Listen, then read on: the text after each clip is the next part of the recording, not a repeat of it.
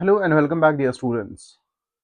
In today's video, we'll be just discussing some of the basics of the kinematics. हम वहाँ portion तक complete करने की कोशिश करेंगे जहाँ तक हमने क्लास में डिस्कस किया हुआ है. तो if we will start from the very basics of this chapter, जो सबसे पहली चीज़ हमें ये समझनी है, अगर आप देखेंगे पूरे अराउंड यू दो ही स्टेट्स एग्जिस्ट होती है, या तो स्टेट ऑफ रेस्ट एग्जिस्ट होगी या स्टेट ऑफ मोशन एग्जिस्ट होगी. लेकिन हम यहाँ पे एक टर्म इस्तेमाल करते हैं, that is the condition of absolute rest और एब्सोल्यूट मोशन. देखिए, कोई भी there is nothing like absolute rest, there is nothing like absolute motion. कोई भी चीज अब चीज एब्सोल्युटली रेस्ट में भी एग्जिस्ट नहीं होती है, कोई भी चीज एब्सोल्यूट मोशन में भी एग्जिस्ट नहीं होती है. इसका क्या मतलब हुआ?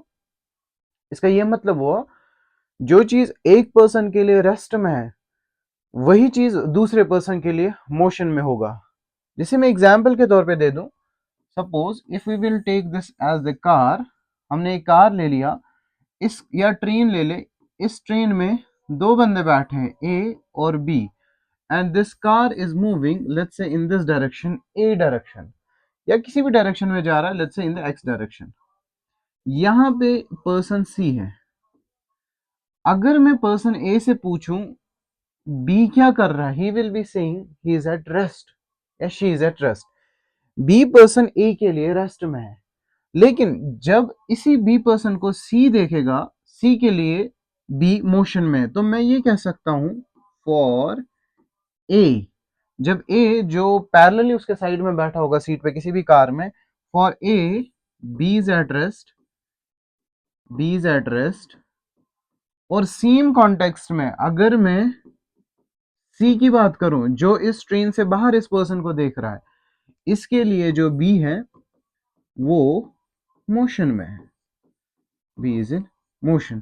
तो इसका क्या मतलब हुआ? इसका ये मतलब हुआ, जो पर्सन ए के लिए रेस्ट में था वो पर्सन सी के लिए मोशन में. That is what we understand कि जब भी हमें मोशन को डिस्क्राइब करना होता है ना, मोशन दो चीजों पे जनरली डिस्क्राइब होती है. And motion is actually defined by two things. पहली चीज जो होती है वो है कि मोशन को डिस्क्राइब जो करता है ना, पहले जिस चीज का मोशन हो रहा है, that is what we call as an object. तो जिस चीज की मोशन हो रही है, that is what we call as an object. जिसका मोशन हो रहा है, मोशन तो हो रहा है, बट इस मोशन को डिसाइड कौन करेगा? राइट ना, इस ट्रेन का मोशन हो रहा है, बट इसका मोशन अगर ए के हिसाब से देखेंगे, या बी एक ऑब्जेक्ट है, इसका इसकी मोशन की बात करेंगे, ए के हिसाब से ये रेस्ट में है, लेकिन सी के हिसाब से ये मोशन में है. तो मोशन तो पहले ऑब्जेक्ट का होगा, बट इस मोशन को जो डिस्क्राइब करेगा ना, वो डिसाइड करेगा, डियर स्टूडेंट्स, ऑब्जर्वर. तो जब भी आपको मोशन को समझना है, motion is completely defined by two, it's a combination of object as well as observer. जिसका मोशन हो रहा है और जो उसको ऑब्जर्व कर रहा है, क्योंकि ऑब्जर्वर डिसाइड करेगा कि मोशन रेस्ट में है, या कोई भी चीज रेस्ट में है, या कोई चीज मोशन में है. अब इस कॉन्सेप्ट को फर्दर समझने के लिए हमारे पास एक छोटा सा कॉन्सेप्ट होना चाहिए. जब भी हमें कंप्लीटली मोशन को डिस्क्राइब करना होता है, तो तीन पैरामीटर्स हम ले लेते हैं. पहला पैरामीटर होता है, डियर स्टूडेंट, जिसको हम स्पेस पैरामीटर बोलते हैं. स्पेस पैरामीटर का मतलब कि मोशन कहाँ हो रहा है, where the object is going. तभी तो हम डिस्क्राइब कर सकते हैं. जैसे मैं इस कंडीशन में बोलूंगा कि object is moving in x direction. पहला पैरामीटर है स्पेस. सेकंड पैरामीटर जो है वो है time, because important parameter motion को डिस्क्राइब करने के लिए भी टाइम भी है, जिसके लिए हम लिखते हैं कि मोशन कब हुआ, या when you are talking about the motion, अभी टाइम स्लॉट स्टार्ट हुआ या नहीं, ऑब्जर्वर ने ऑब्जर्व करना स्टार्ट किया है या नहीं, क्योंकि that is important. And the third important parameter is, पहले तो कहाँ जा रहा है, and most important is observer, जो इसको ऑब्जर्व करेगा. What I mean to say, हु. तो जब भी आप मोशन डिस्क्राइब करेंगे, motion completely is defined as कि जब किसी ऑब्जेक्ट में पोजीशन में चेंज आ जाए, जो हमें आगे भी समझना है. लेकिन उससे पहले ये हमें समझना है, there is no absolute rest, no absolute motion condition. क्यों? क्योंकि ये डिसाइड करेगा ऑब्जर्वर. पहले पैरामीटर क्या है, स्पेस, कहां जा रहा है ऑब्जेक्ट. दूसरा पैरामीटर है टाइम, कब मोशन हुआ, बिकॉज जब से मोशन ऑब्जर्व करना स्टार्ट हुआ, that is to be noted, वहीं से टाइम उसका शुरू होता है. And the third is observer, that उस चीज को ऑब्जर्व कौन कर रहा है. तो हमने यहाँ पे समझ लिया, दो ही कंडीशन एग्जिस्ट होती है, state of rest, state of motion. और state of rest, state of motion को डिसाइड कौन करेगा, that is the important parameter, that is the observer. अब इसी स्टेट ऑफ रेस्ट और स्टेट ऑफ मोशन को जब हम स्टडी करते हैं, that is what we call the mechanics. Mechanics में हम दो ही कंडीशन स्टडी करते हैं, जिसको हम रेस्ट कंडीशन बोलेंगे या मोशन. जब भी आप किसी चीज को रेस्ट पे पढ़ते हैं ना, how it behaves, like late me give an example, suppose ये पेन है, ये पेन कितना फोर्स लगा रहा है इस हाथ पे, और मेरा पाम जो है कितना फोर्स, रिएक्टिव फोर्स जनरेट कर रहा है। When we study this in, this is what we call as mechanics. और मैकेनिक्स में जब यही ऑब्जेक्ट मूव करेगा, that is also studied in the mechanics, जब ये ऑब्जेक्ट मूव करेगा। अगर मैं इस मैकेनिक्स में कोई ऑब्जेक्ट को स्टेट ऑफ रेस्ट की कंडीशन में पढ़ूंगा, that is what we call as statics. जैसे आप 12th में पढ़ेंगे, जब कोई चार्ज रेस्ट में होगा, तो ये चार्ज रेस्ट में होगा। इस पूरे चैप्टर का नाम ही electrostatics. In the entire chapter you will not let the charge to move. यहाँ पे condition of the state of rest की बात करेंगे, तो इसीलिए उसको कहते हैं इलेक्ट्रोस्टैटिक, चार्ज एट रेस्ट। अगर हम किसी भी ऑब्जेक्ट को रेस्ट कंडीशन में बिहेव स्टडी करेंगे, जैसे कोई ऑब्जेक्ट है, ये ऑब्जेक्ट इस ग्राउंड पे कितना फोर्स लगा रहा है, ग्राउंड कितना रिएक्टिव फोर्स जनरेट कर रहा है, उसको हम स्टैटिक्स में स्टडी करेंगे। लेकिन जब यही चार्ज मूव करेगा, या यही ऑब्जेक्ट जो है मूव करने लग गया, मूवमेंट के टाइम पे दो कंडीशंस हो सकती है, या तो काइनेटिक्स वाली कंडीशन, या तो काइनेमैटिक्स। मतलब क्या है, इसका मतलब होता है जनरली दिस सिग्निफाइज मोशन, इसका कंसर्न होता है हमारा मोशन के साथ। काइनेटिक्स का मतलब होता है इफ देयर इज मोशन, और आपको cause of motion is concerned, हमारा जिस भी रीजन की वजह से मोशन हुआ, and you will be concerned what cause the motion actually, तो उसको हम काइनेटिक्स में स्टडी करते हैं। बट जो हमारा चैप्टर है यहाँ पे, इसका नाम काइनेमैटिक्स है। काइनेमैटिक्स का मतलब here in you will study the motion, but you will be least concerned with the what cause the motion. जैसे मैं एग्जांपल के तौर पे बता दूं, चलो पहले इसको लिखते हैं। यहाँ पे हम ये बता देते हैं कि cause of motion is not concerned. जैसे मैं एग्जाम्पल के तौर पे बता दूं, एक ऑब्जेक्ट है, ये इसकी वेलोसिटी 10 मीटर पर सेकंड है, यह कार है, इसकी वेलोसिटी 10 मीटर पर सेकंड है, और after 10 seconds, after T equal 10 seconds, इसकी वेलोसिटी जो होगी, लेट्स अज्यूम वो 40 मीटर पर सेकंड है। You will not be concern ये 10 से 40 हुआ तो क्यों हुआ, what cause this motion, no no, हमारा यहाँ कोई भी कंसर्न नहीं होगा। That's why we call this kinematics. Kinematics में हम मोशन को ही पढ़ेंगे, बट कॉज ऑफ मोशन के साथ हमारा कोई कंसर्न नहीं होगा। We will not be concern with the cause of motion at all. Now जब हम इस कॉन्सेप्ट को समझते हैं कि मोशन, अब मोशन को भी डिस्क्राइब जो करता है ना डियर स्टूडेंट, वो डिसाइड करता है फ्रेम ऑफ रेफरेंस। अब ये फ्रेम ऑफ रेफरेंस का मतलब क्या है, पहली चीज में अगर आपसे पूछूं, सपोज मैंने ये लाइन खींची, I drew this line and I ask you, ये लाइन छोटी है या बड़ी है, तो you will not be able to answer this question. ये क्वेश्चन सही है बट इनकम्प्लीट है। अगर मैं आपसे पूछूं ये लाइन छोटी है या बड़ी, वी कैन नॉट से, बिकॉज हमने कोई रेफरेंस लाइन नहीं ली है जिससे मैं कंपेयर कर लूं ये छोटी है या बड़ी है। लेट्स से मैंने अब ये, let's say this line number 1, और मैंने अब लाइन नंबर 2 मार्क करी, तो क्वाइट ऑब्वियस जिस लाइन नंबर 1 की के बारे में मैंने आपसे पूछा था, अब वो लाइन बड़ी होगी क्योंकि मैंने दूसरी लाइन खींची, इस लाइन के कॉन्सेप्ट के हिसाब से ये छोटी है। लेकिन अगर मैंने ये लाइन खींची, तो इस लाइन के हिसाब से यही लाइन नंबर 1 छोटी होगी, पहले बड़ी थी। तो इसका मतलब जब भी आपको किसी चीज की लेंथ, मोशन, इसको डिस्क्राइब करना होता है, आपको है ना एक set of coordinate system decide करना होता है, या कोई पॉइंट फिक्स करना होता है, या जिसके रेफरेंस में या जिसके रेस्पेक्ट में आप चीजों को मेजर करें। जैसे एग्जाम्पल के तौर पे बता देते हैं, ये कोई बिल्डिंग है, ये इस बिल्डिंग का मान लेते हैं 4th फ्लोर है, इसमें ये फैन लटका हुआ है, और ये बिल्डिंग में ग्राउंड है। तो यहाँ पे एक पर्सन है, let's say this a person ए, यहाँ पे इज अ पर्सन बी। अगर मैं इस पर्सन बी से पूछूं इस फैन की हाइट कितनी है, ये बोलेगा सर इतनी हाइट है। For person be the height of this fan is this much, but if the same fan is being observed by this person A who is at ground, उसके लिए इस फैन की हाइट ये होगी। ऐसा क्या हुआ, फैन तो एक ही है। रीजन है कि पर्सन बी ने इस रूम को के रेस्पेक्ट में इस फैन की हाइट बता दी। तो ये जो इसने यहाँ पे ये सेट किया, जिसके रेस्पेक्ट में इसने पोजीशन बता दी इस फैन की, इसी को डियर स्टूडेंट्स इसका फ्रेम ऑफ रेफरेंस बोलते हैं।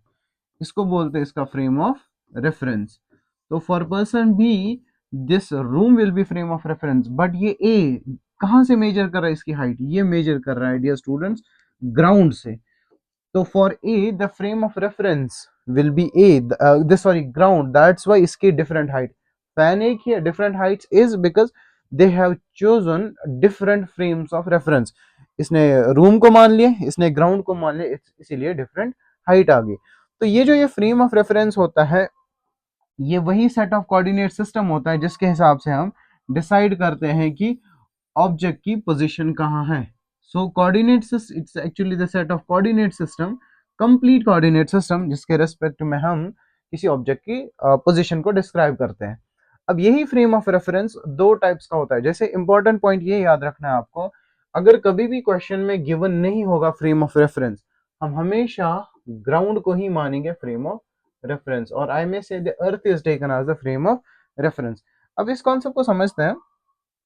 इस कॉन्सेप्ट को फर्दर समझने के लिए we will take this, we have two types of frame of reference, first is inertial frame of reference, इसका दूसरा नाम जो होता है वो न्यूटोनियन फ्रेम ऑफ रेफरेंस होता है, या इसको अनएक्सेलरेटेड भी कहते हैं, अनएक्सेलरेटेड फ्रेम ऑफ रेफरेंस, या इसको गलीलियन भी बोलते हैं, गलीलियन फ्रेम ऑफ रेफरेंस। अब ये होता क्या है, इतने सारे नाम होने के बाद आपने कोई भी फ्रेम ऑफ रेफरेंस लिया, अगर वो फ्रेम ऑफ रेफरेंस दो कंडीशंस में होगा, या तो वो खुद रेस्ट में होगा या वो यूनिफॉर्म मोशन के साथ चल रहा हो।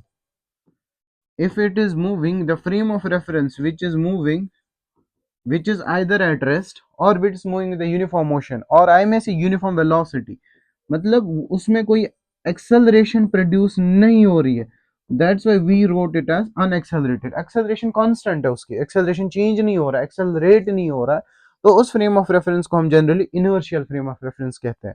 अब इसे न्यूटोनियन फ्रेम ऑफ रेफरेंस क्यों कहते हैं, क्योंकि आपको पता होगा ये जो हमारी ये इक्वेशन है, v equals to u plus a t, s equal to u t plus half a t square, when are these applicable, जब हमारी एक्सेलरेशन कांस्टेंट हो। For constant acceleration we do apply these laws. तो यहाँ पे Newton's law inertial frame of reference में क्या होता है, वैलिड होता है। जैसे एग्जांपल के तौर पे दे दे, सपोज अगर हम अर्थ की बात करें, हमारी अर्थ हमारे रेस्पेक्ट में राइट नो, हमारे रेस्पेक्ट में रेस्ट में है, तो हमारे रेस्पेक्ट में as it is at rest, so we can take this earth as inertial frame of reference. या एग्जांपल के तौर पे ले ले, आपने एक कार ले ली, let's assume this car, and this car is moving with constant velocity, तो this is moving with constant velocity। जब ये constant velocity के साथ मूव कर रहा है, there is no acceleration produced in it, as there is no acceleration produced in it, तो इस frame of reference, अगर मैं कार को frame of reference मान लूं, तो ये car for the observers or for the passengers who are inside this car, उनके लिए inertial frame of reference बन जाएगा, क्योंकि इस कार में कोई acceleration produce नहीं हुआ। लेकिन जो ही इसमें एक्सेलरेशन प्रोड्यूस हुई, एक्सेलरेशन चेंज हुआ, एक्सेलरेशन चेंज होने की वजह से ये वाला फ्रेम ऑफ रेफरेंस जो है डियर स्टूडेंट्स नॉन इनर्शियल बन जाएगा, तो इसको हम बोलते हैं एक्सेलरेटेड फ्रेम ऑफ रेफरेंस। तो जब ये एक्सेलरेट हुआ, एक्सेलरेशन वेरी हुआ, तो इसको इसीलिए बोलते हैं non Newtonian, non Newtonian frame of reference. जैसे एग्जांपल के तौर पे समझते हैं, सपोज ये एक लिफ्ट है, let's assume this is a lift, और ये लिफ्ट में एक पर्सन है, ये इस लिफ्ट की वायर है, जो केबल्स होती है वो लगी हुई है। अगर इस केबल को कट कर दिया जाए, let's say this cable is कटेड, अब ये ग्राउंड है। अब आपको पता है ये lift, this lift will fall down, और हमें पता है v equal to under root two g h. ये हम आगे भी पढ़ेंगे, जितनी हाइट बढ़ेगी वेलोसिटी उतनी बढ़ेगी, बढ़ने का मतलब चेंज हो रहा है। तो जो ही वेलोसिटी चेंज हुई, इसका मतलब ये एक्सेलरेट हुआ। जो ही एक्सेलरेट हुआ, तो इस पर्सन के लिए ये लिफ्ट ही तो है फ्रेम ऑफ रेफरेंस। इस पर्सन ने इसी लिफ्ट को माना था फ्रेम ऑफ रेफरेंस, इसने इसको माना था फ्रेम ऑफ रेफरेंस। तो पहले आगे जब ये कांस्टेंट वेलोसिटी के साथ जा रहा था, यही लिफ्ट इसके लिए इनर्शियल फ्रेम ऑफ रेफरेंस था, क्योंकि इसमें एक्सेलरेशन प्रोड्यूस नहीं हो रही।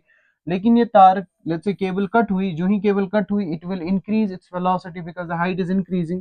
जो ही हाइट इंक्रीज होती जाएगी, वेलोसिटी बढ़ी, तो ये लिफ्ट अब इसके लिए बन जाएगा non inertial frame of reference. And this has once being asked, अगर एक लिफ्ट है that is moving with constant velocity, let's assume that is moving with the constant velocity, if the lift is moving with a constant velocity, इसको उस time पे हम inertial frame of reference कहेंगे। और अगर ये velocity with लाइक एक्सेलरेट हो रहा है, चेंज इन वेलोसिटी आ रही है, तो उसी टाइम पे ये जो है non inertial frame of reference बन जाएगा।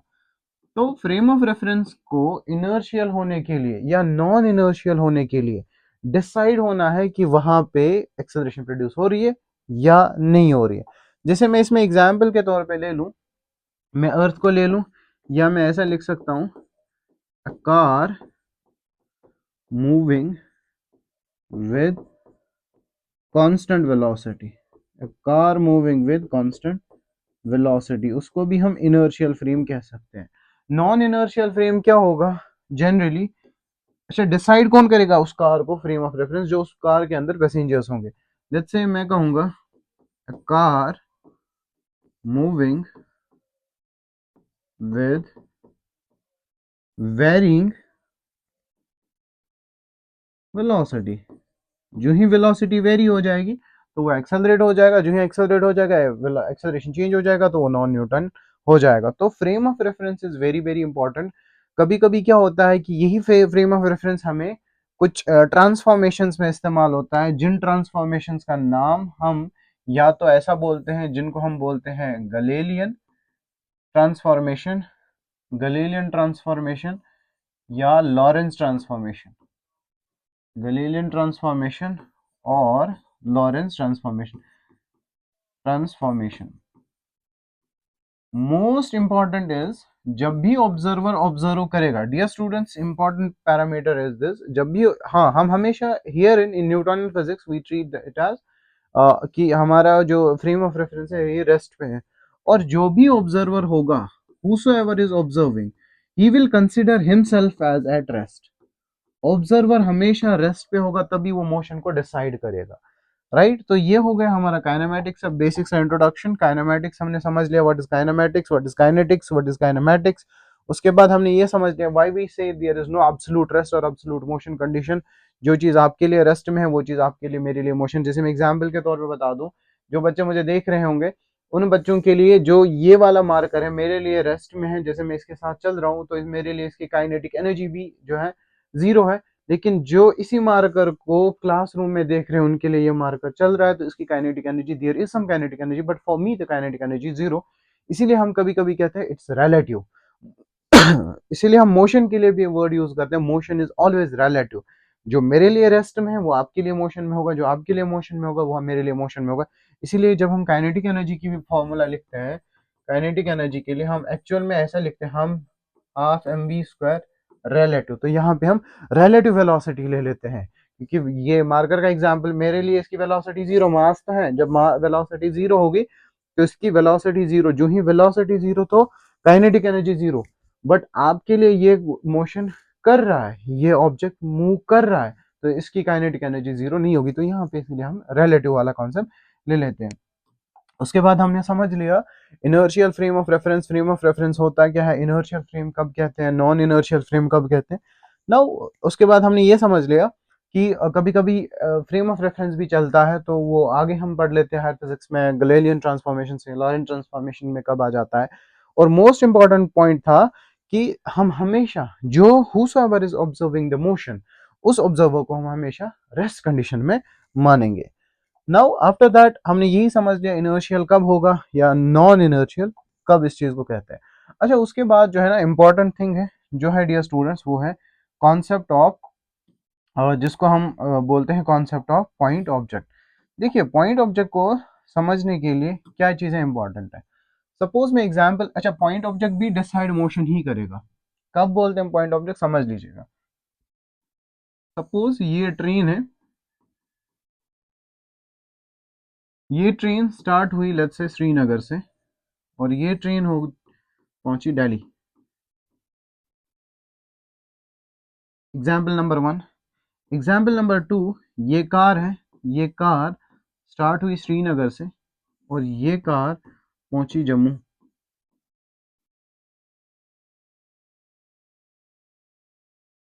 जो इस ट्रेन ने डिस्टेंस ट्रैवल कर ले, जो पाथ लेंथ है, path length I guess let's say this is 800 kilometer, this is 800 kilometre.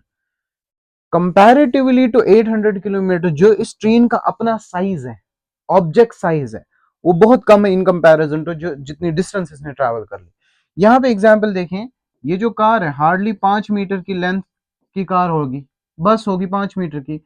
उस श्रीनगर से जम्मू लेट से 300 किलोमीटर, तो 300 किलोमीटर और 5 मीटर में तो बहुत फर्क है। ये तो 300 मल्टीप्लाइडेड बाय 1000 हो गया, ये तो 3 लाख किलोमीटर्स हो गया। तो 3 लाख मीटर्स के कंपैरिजन में इस कार का साइज जो है ना वो बहुत कम है। तो इस केस में मैं इस कार को पॉइंट ऑब्जेक्ट मानूंगा, या इस केस में मैं इस ट्रेन ऑब्जेक्ट को पॉइंट ऑब्जेक्ट मानूंगा, क्योंकि in comparison to its own size इसने काफी डिस्टेंस ट्रैवल कर ली। लेट्स अज्यूम यही ट्रेन जो है, लेट्स अज्यूम इसकी लेंथ जो है वो 80 मीटर है और इसने 10 मीटर की डिस्टेंस को ट्रैवल कर लिया। सेम कार है, सेम कार ने 10 मीटर डिस्टेंस ट्रैवल कर लिया, यहाँ पे 800 किलोमीटर ट्रैवल कर लिया। तो यहाँ पे in comparison to its own size इसने बहुत कम डिस्टेंस ट्रैवल कर ली, तो यहाँ पे इसको पॉइंट ऑब्जेक्ट नहीं माना जाएगा, यहाँ पे इसको पॉइंट ऑब्जेक्ट माना जाएगा। सो पॉइंट ऑब्जेक्ट डिसाइड कौन करता है? सो ऑब्जेक्ट को कब हम बोलते हैं point object? When it covers a large distance, when it covers a large distance in comparison to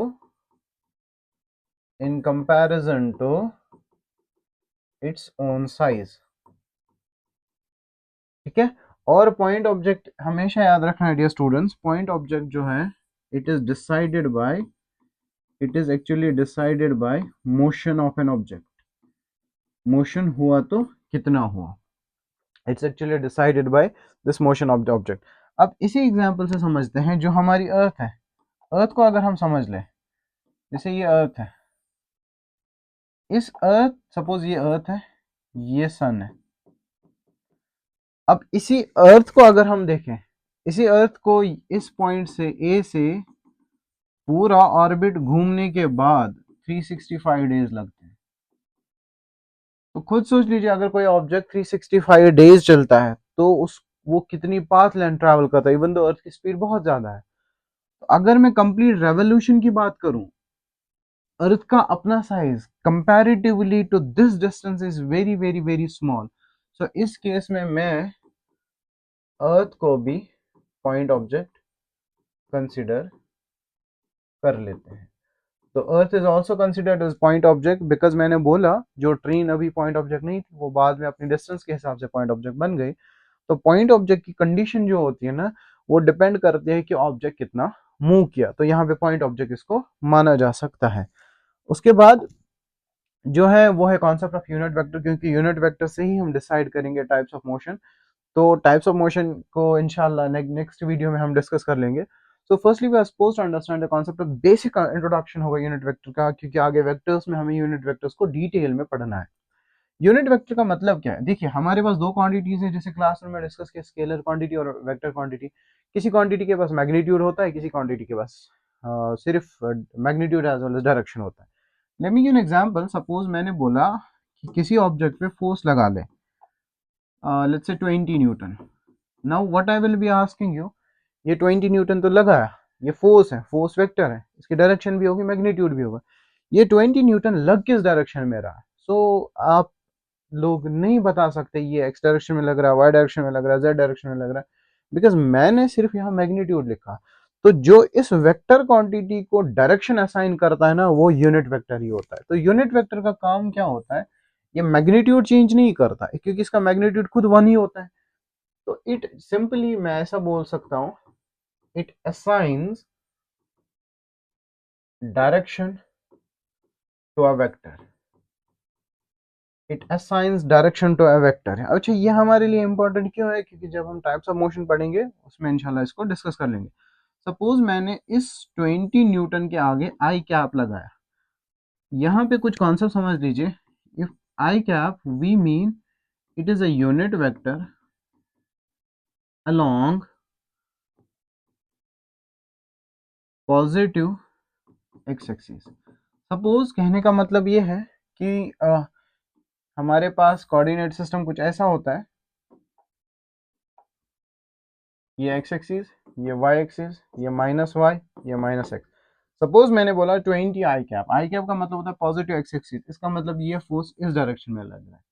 suppose मैं इसके आगे ऐसा लिखता टू माइनस या 20 minus I cap, let's assume, तो इसका मतलब ये 20 ही लग रहा है किधर की तरफ, माइनस आई कैप। माइनस आई कैप का मतलब होता है it is the unit vector along negative x axis, negative x axis. इसका मतलब ये वाला 20 न्यूटन जो है ना इस डायरेक्शन में लग रहा है। सपोज मैं इसके आगे लिखता 20 जे कैप, अब यहाँ पे आ गया जे कैप क्या है, it is the unit vector along positive y axis. Suppose मैंने बोला 20 जे कैप, फोर्स की बात कर रहा हूँ, आगे यूनिट भी लगाना है force, let's say force vector, तो इसका मतलब ये फोर्स इस डायरेक्शन में लगा है। Suppose if I will write 20 minus j cap, 20 minus j cap क्या है, ये वाई डायरेक्शन में ही लग रहा but negative y direction. Suppose इसी के हिसाब से हम लगाते हैं dear students k cap. K cap का मतलब होता है पॉजिटिव जेड एक्सिस, और जब भी हम इस टू कोऑर्डिनेट सिस्टम में दिखाते हैं पॉजिटिव जेड एक्सिस इस डायरेक्शन में आता है, तो यहाँ पे ये हो गया के कैप और यहाँ पे होता है माइनस के कैप। कहने का मतलब ये वाला पॉजिटिव एक्स एक्सिस आई कैप, ये माइनस आई कैप, जे cap minus j cap, k cap minus के कैप। तो इसको हम आगे डिस्कस कर लेंगे डिटेल में, क्योंकि यही यूनिट वेक्टर हमें काम आएगा। लेट्स से कोई ऑब्जेक्ट मूव कर रहा है, let's say 20 I cap metre, तो इसका मतलब इसका डिस्प्लेसमेंट हुआ, डिस्टेंस नहीं, क्योंकि डिस्प्लेसमेंट वेक्टर क्वांटिटी होता है। तो इसका मतलब इस ऑब्जेक्ट की डायरेक्शन जो है ना वो एक्स डायरेक्शन में। यही मैं अगर लिखूं 20 जे कैप मीटर, तो इसका मतलब इस ऑब्जेक्ट का डिस्प्लेसमेंट जो है ना वो वाई डायरेक्शन में हुआ है, because the J cap has assigned me, J cap ही बताता है ये वाई डायरेक्शन में हुआ है। नाउ इसी से हम समझते हैं कि टाइप्स ऑफ मोशन, तो टाइप्स ऑफ मोशन में हम पहला मोशन है डियर स्टूडेंट्स वो है 1D मोशन। देखिए वन डायमेंशनल मोशन का मतलब क्या होता है, बेसिक सा लॉजिक ये है वन डायमेंशनल मोशन का, ऐसा मोशन जिसमें टाइम के साथ किसी भी ऑब्जेक्ट का सिर्फ एक कोऑर्डिनेट चेंज हो जाए। जैसे एग्जांपल के तौर पे लिख लेते हैं, जैसे एग्जांपल के तौर पे इसको समझते हैं।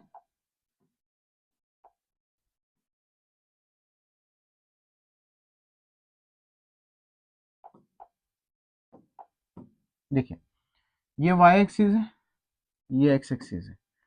हमें पता है on the entire line of x axis y की वैल्यू जीरो होगी, on the entire line of y axis x axis की वैल्यू जीरो होती है, एक्स कोऑर्डिनेट की वैल्यू जीरो होती है। अब समझना, सपोज मैं ये ओरिजिन की बात करते तो इसका पॉइंट होता है 0,0, ठीक है, 0,0। लेट्स से ये ऑब्जेक्ट पहले यहाँ था, फिर यहाँ था, फिर यहाँ था, फिर यहाँ था। Let's assume some arbitrary value, यहाँ पे x की वैल्यू 1, यहाँ पे 2, यहाँ पे 3 और यहाँ पे 4। अगर मैं आपसे पूछूं इनके कोऑर्डिनेट्स लिखे, आप हमेशा, आपको पता है पहले x लिखते थे फिर y, तो यहाँ पे आप लिखेंगे 1,0, यहाँ पे लिखेंगे 2,0, यहाँ पे लिखेंगे 3,0, यहाँ पे लिखेंगे 4,0। Now if you will observe this, body आगे जा रही है along the positive I cap, यहाँ x1 2 3 4, यहाँ y अभी भी जीरो, यहाँ पे भी जीरो, यहाँ पे भी जीरो, यहाँ पे भी जीरो। तो कौन सा पोजीशन कोऑर्डिनेट चेंज हो रहा है, सिर्फ एक, दैट इज एक्स कोऑर्डिनेट। तो ये स्ट्रेट लाइन मोशन हुई। तो स्ट्रेट लाइन मोशन जिसमें only one coordinate is required to assign position, और only one coordinate of position changes with time, changes with time, उसको बोलते हैं हम वन डायमेंशनल मोशन। अगर मान लेते हैं सपोज यहीं पे क्या होता, ये जो ये ऑब्जेक्ट है, ये ऑब्जेक्ट ऐसे राइज होता डियर स्टूडेंट्स, स्ट्रेट लाइन है। देखिए concept is much important, 1D motion में हमेशा स्ट्रेट लाइन मोशन होना चाहिए, the motion should be straight line, this is to be remember, the motion should be straight line. Straight line motion से अलग हुआ तो it can never be one dimensional motion. अब समझना, ये इधर जा रहा है तो यहाँ पे कोऑर्डिनेट कितना आएगा, सपोज लेट्स से 2 3 4, इस पॉइंट के सीध में देखें और इस पॉइंट के सीध में देखें। अगर मैं आपसे पूछूं इस पॉइंट के कोऑर्डिनेट्स लिखे, x की वैल्यू कितनी है 4, y की वैल्यू है 2, इधर कितना होगा, x की वैल्यू कांस्टेंट 4 ये, और y की वैल्यू 3, और यहाँ पे कितनी x की वैल्यू 4, y की वैल्यू भी 4। अगर आप इस मोशन को डिस्क्राइब कर लें, कोऑर्डिनेट चेंज एक ही हो रहा है, दैट इज y। इस पूरे पोर्शन में x कोऑर्डिनेट चेंज हो रहा था, इस पूरे पोर्शन में y कोऑर्डिनेट चेंज हो रहा है।